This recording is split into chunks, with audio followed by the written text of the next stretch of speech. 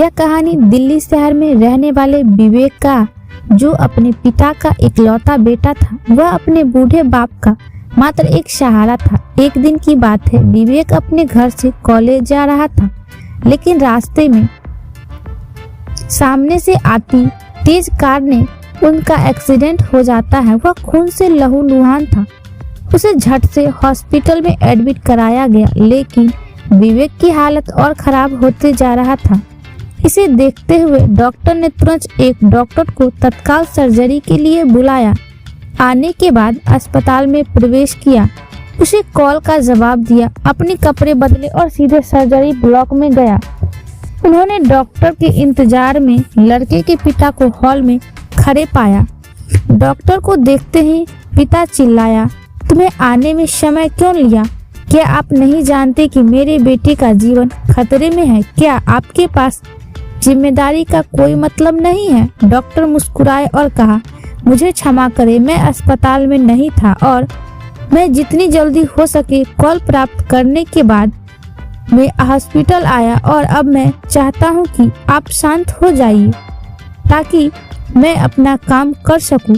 शांत हो जाइए। तब विवेक के पिताजी ने कहा, यदि आपका बेटा अभी इस कमरे में था तो क्या आप शांत होते? अगर आपका अपना बेटा मर गया तो आप क्या करेंगे? पिता ने गुस्से से कहा, हो सके तो मुझे माफ कर दो। डॉक्टर फिर मुस्कुराया और उत्तर दिया, मैं कहूँगा कि आप इस वक्त भगवान से प्रे करें और धूल से हम आए और धूल से हम लौट आए। धन्य है भगवान का नाम। डॉक्टर जीवन को लंबा नहीं कर सकते। जाओ और अपने बेटे के लिए प्रार्थना करो।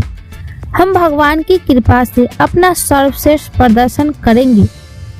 जब हम चिंतित नहीं होते हैं तो सलाह देना आसान होता है। पिता ने कहा, सर्जरी में कुछ घंटे लेंगे, जिसके बाद डॉक्टर खुश हो गए।